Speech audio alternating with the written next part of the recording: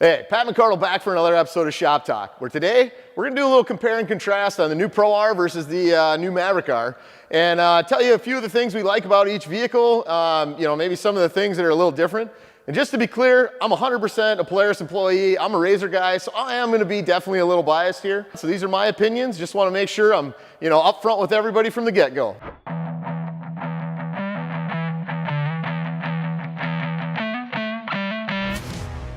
So from an exterior point of view, obviously you can see the style of these two vehicles is dramatically different, right? This Pro R looks like a lot of the top-end RZR models between the Pro XP, the Turbo R, and the Pro R. The style's been out for a couple years now. It was a little polarizing when it first launched, but more and more people have been liking this look as the power, the performance, the capability of these machines have grown. As we look at the Maverick over here on the other side, the Maverick R, it does carry some of the classic X3 style lines that we've seen in the past, but the front end is much more compact on this vehicle. It is a lot wider, so it looks a little more snub-nosed on the front. Obviously, the suspension bits sticking out are very visual cues in the front end. And it's kind of a like it or hate it. I'll say in person, I like it a little less than I did when I first saw it online, just because of how snub-nosed this thing is. I think as we look at roll cages, the one-piece fully welded cage in the Pro R, this is the strongest cage we've ever put on a RZR. Yes, it bolts to the chassis, but from, kind of this body line up, this is all one weldment, the entire roll cage. So it's a super stout, super strong cage, styling's great on it, and it's covered by a metal roof. So we've got an aluminum roof on the RZR here as well. So really stylish, nice and sleek, kind of curves back, gives it that nice fastback look. When we go over to the Maverick R over here, this is a bolted together cage. So bolts to the main frame like most, but if you can get your camera up, you might be able to see where it bolts, kind of on either side, where the center structure goes across, these side parts. So that cage does bolt together on the Maverick R, which is different than the Pro R. Poly roof on this one, so plastic roof. Obviously, it's the ability to get some styling cues into it, but it does look a little bit bigger. One of the other things while we're here on the Maverick R that is not my favorite is these giant intakes that are behind the seats. So if you look at this, this blocks a hell of a lot of the view coming off your rear view mirror when you're trying to see somebody behind you. And even when you're trying to turn your head over for backing up, you can't really see much of anything out behind the seats. You're kind of reliant on the rear view camera here to see what's behind you, and it's very difficult when you're not used to it. When you come over on the Pro R here, we've actually got an intake under the hood that's drawing fresh air up for the front, as well as the intakes in the back here. So you get a nice wide open view, to see behind you when you're sitting in the driver's seat. And same deal, there's also a reverse camera on this one with ride command, so it's pretty easy to be able to see behind you. And if you turn your head, yes, some of your view gets blocked by this panel, but you can at least see kind of around it a little bit, so backing up is easier, at least from my point of view on the Pro R. All right, so I jumped in the interior of this Pro R, and obviously I am used to this seating position. It fits me like a glove. I got the seat adjusted, I got my harness strapped in, I've got the steering wheel tilted and pulled toward me like I like it. Everything is within reach. That's really what I love about this RZR interior, right? I got headlight, all-wheel drive switches here, got my drive modes that I can get to, shifter handles, easy to get to, steering wheel button so I don't have to take my hands off when I want to adjust the audio or my dynamics, and we'll get to that in a little bit. But the other big one for me is my ability to store stuff in the interior here. So I've got a nice, center area that I can drop a phone in the back. I've got a USB cable I can charge. I can fit a few other things like my spare gloves in there. I got another box over on the passenger side that I can fit my toolkit from the factory along with other things. It's a pretty nice big area. I've also got a center console one here. So I've got another 12-volt port here. I've got an ability to fit a few other things along with a pair of cup holders here.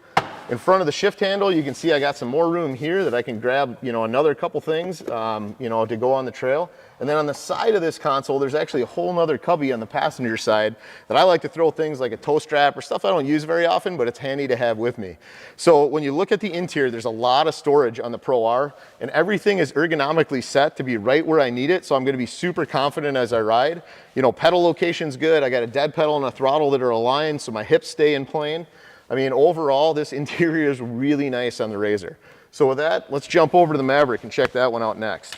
So getting in, there's a couple things that I really don't like about getting into this thing. Now, clearly I'm not wearing a helmet because we're inside and just showing a few things off. But when I'm actually riding and I have a helmet that sticks out from my head, I smoke it on this cage almost every time I get in and out. And this hard plastic on the edge of the seat is really very uncomfortable because I end up having to sit on it every time I get in, even when I got the steering wheel kind of as far out of the way as possible. So you notice, even when I try and get my butt all the way in, I'm literally right on that hard seat edge. And I got to kind of lift up to get myself in and around it. You know, from a harnessing perspective, you probably noticed that I was wearing 6 points on the RZR. So I had hips and thigh straps, which secure you into the machine a bit better. Here, we just have 4-point harnesses. So you got, you know, hips and then retractors on the shoulders. So the shoulder retractors are similar. This has got one on each. The RZR actually has one single one down low to keep it from unwanted engage. Tilt and tilly is the same on the both. Basically, you've got some buttons on the steering wheel here as well. We'll talk about that in the technology section. One of the other things that's, you know, we talked about just a little from the interior is just like the visibility. Yes, this one does have a mirror so you can see behind you, but it gets blocked by all this stuff back up in here. So it's very hard to see behind it. And when you try and back up and look out, like you really can't see anything back out over your shoulder. You're highly reliant on the rear camera on this one.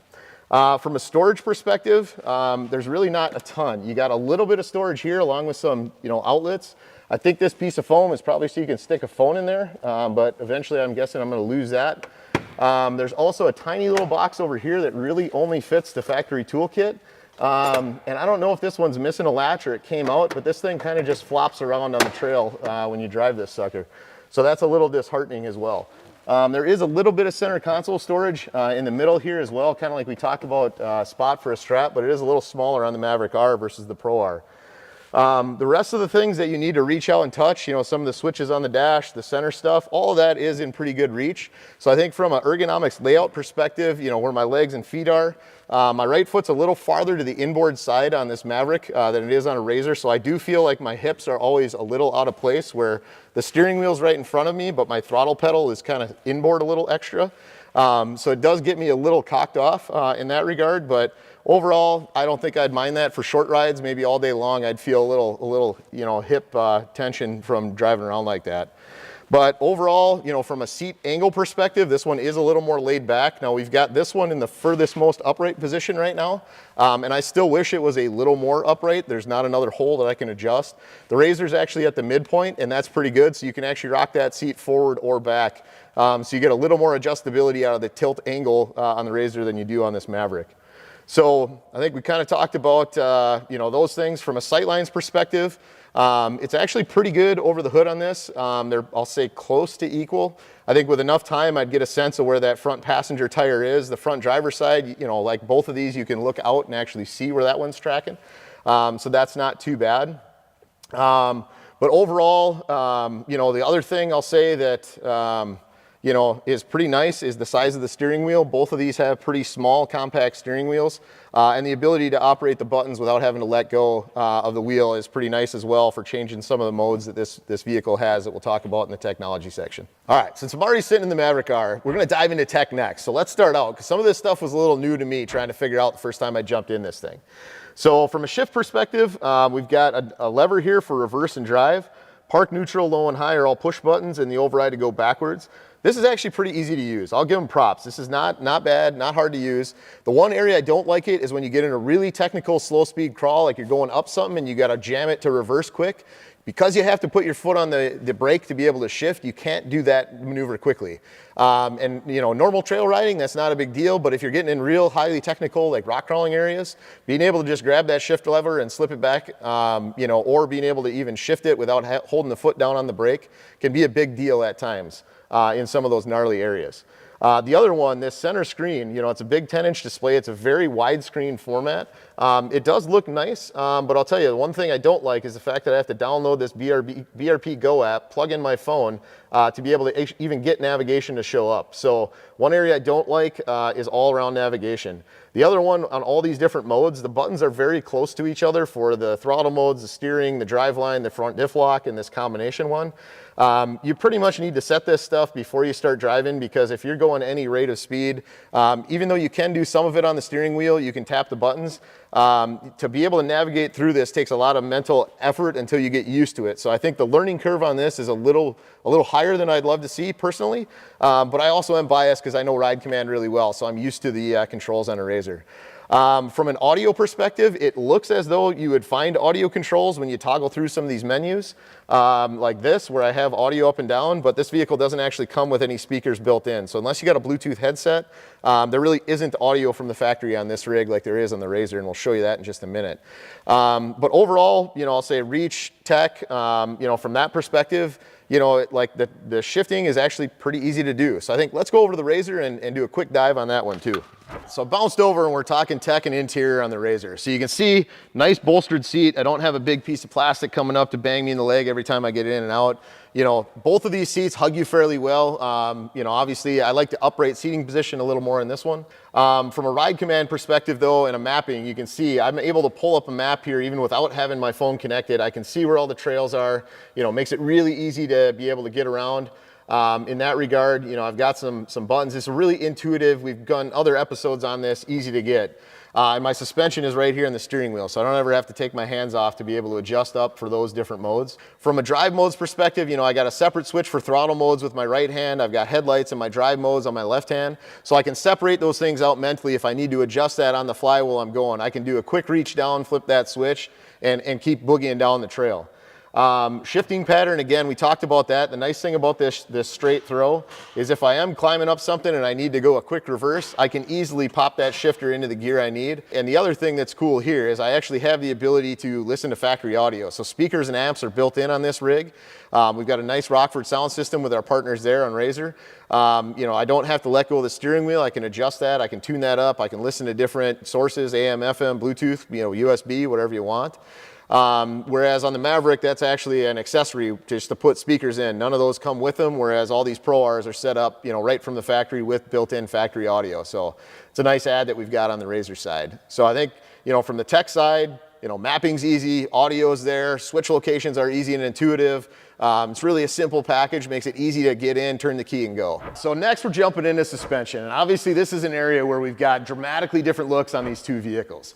So if we start with the Pro R, we have built this front end to be super beefy and super capable. Obviously this is our version with the Dynamics Active Suspension. And we've got these huge 3-inch bodied shocks up front. So you do get the biggest front shock on the RZR versus the 2.5 on the Maverick R. You can just see how much beef is in these arms, especially this lower one.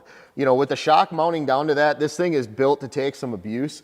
And those lower arms are super capable, assuming you don't run into, gigantic fixed obstacles that aren't going to move like a boulder on the trail. This thing is also really capable of taking some square-edged hits. So if you go through, a little washout that's, a little bit wider than the wheel, the RZR's going to dance right through it, and it's going to be super confidence-inspiring and capable as you go. Now, obviously, this upper link is very dramatically different looking on the Maverick R, right? The one thing I will say that surprised the heck out of me is the tire actually rubs on this upright here, and I don't know if you can see that on the camera, but kind of on both sides, not quite enough clearance between the sidewall of the tire and that big aluminum casting or forging there. I think from a steering side of view, both of these have the ability to have adjustable steering.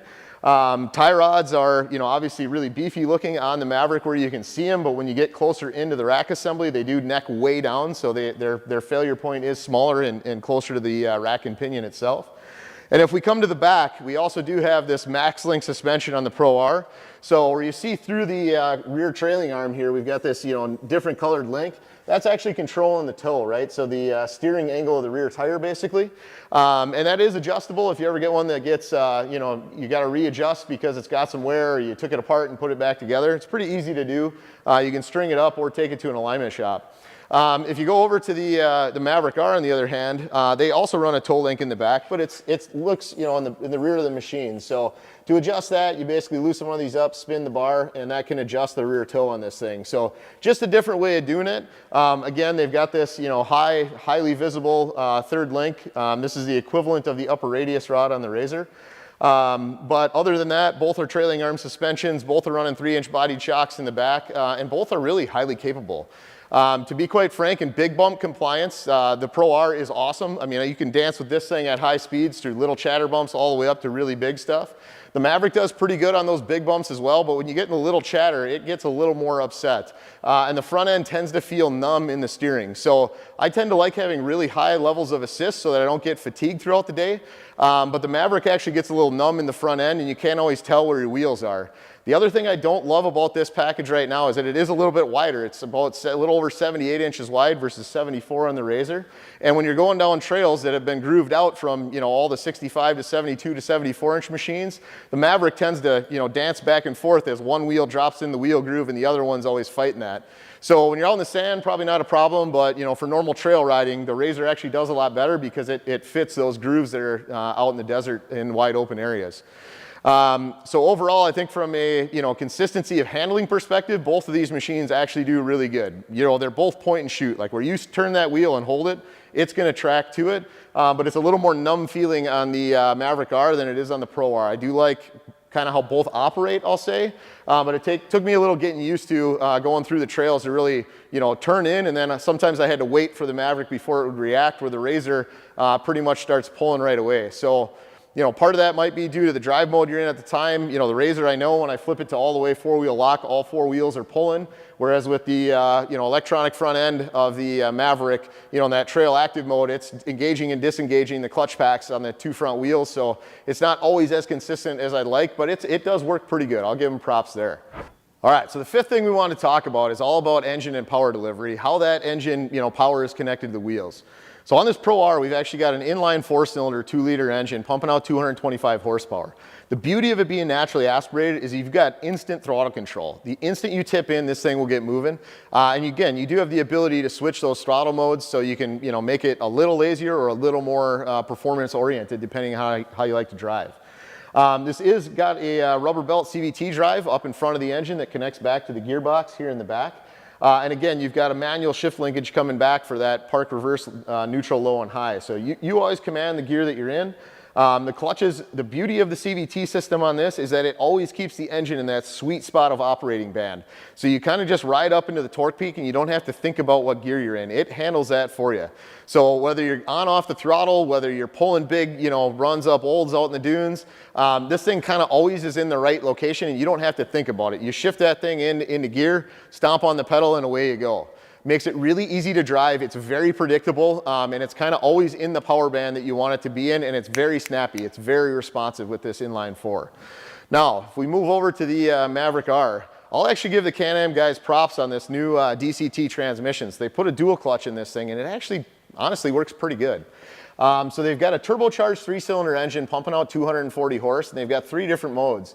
When you're in the normal mode, it is pretty sluggish. You do notice the turbo lag, but when you bump it up into the Sport Plus, it bangs the idle speed up to like 2,200 RPM, does some other tricky electronics tech to be able to spool the turbo, and they do a really nice job of eliminating the lag. So in that regard, depending on which of those drive modes you're in, you can go from pretty laggy like you'd expect in a turbo to almost no lag at all. When you're in the automatic modes for the driveline here, it actually does a pretty good job of figuring out what gear you want to be in. About the only place that it got confused on me was when I was in really on-off hard throttle areas with a lot of tight corners. There were times where I'd come into a corner, be a gear higher than I wanted, and I'd have to manually grab the lever to actually downshift to be able to hold that gear through a corner and not feel like I was lugging the motor down. But overall, straight line acceleration runs, you know, it's a snappy shifting. That part does pretty good, but you know, I don't think I'd use the paddles, honestly, very much at all, just downshifts once in a while in tight terrains. The one thing I don't like, though, is for that technical driving, the low gear makes it nice for rock crawling, so you can get up with a lot of slow speed control. But when you get in those spots where you're, you know, going up and you got a quick shift to reverse or vice versa, yes, the shifter is set up to just be drive in reverse, but because you got to hold the brake pedal down and it takes a bit to clunk its way to the other gear, that's the one area that I really don't like this setup for. So I think if all you're doing is running wide open high speed, you know, you're going to be happy with the way the driveline performs here. You're going to be really happy with the way the RZR performs as well. But I think for some of those slow speed, really technical rock areas, I give the tip to the RZR for sure, because I have the ability to switch directions really fast and be able to get myself out of a jam. So overall, my pick of these two machines for sure is the Pro R. Obviously, I'm a Polaris, I'm a RZR guy. But when I think about those 5 areas, exterior, interior, you know, suspension, technology, engine and driveline, you know, we've pointed out the areas that I like a lot about the RZR. You know, the one-piece cage, the better seats, the 6-point harnesses, the fact that I don't need my phone connected to see the maps, you know, the live valve, the super beefy lower control arms, the suspension performance, And the fact that when I shift this thing into gear, I can quickly move to other gears if I need to in technical terrain, and that CVT always compensates and keeps me in the power band right where I want to be, and I don't have to worry about thinking about slapping a paddle to get myself in a different gear. So overall, my pick for sure is the Pro R. I hope you guys maybe learned a thing or two. Make sure you like, comment, and subscribe. Let us know what you want to see. Maybe let us know what you agree with and what you don't. See you next time.